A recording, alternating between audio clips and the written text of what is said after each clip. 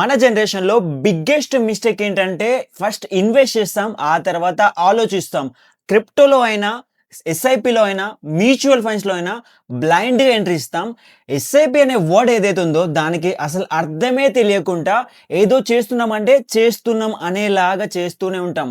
అసలు future money అంటే పేషెన్సీ, right asset, ఒక క్లారిటీతో ఇన్వెస్ట్ చేయడం అండ్ కాంపౌండ్ చేయడం. Firstly accept the real truth. మనం అందరం ఎస్ఐపి చేస్తున్నాం. మీరు స్టార్ట్ చేయకపోవచ్చు. ఆల్రెడీ స్టార్ట్ చేసే ఉంటారు. ఆల్రెడీ మంత్లీ ఆటో డెబిట్స్ కూడా అవుతున్నవి. ఎస్ఐపి స్టార్ట్ చేశారు కదా!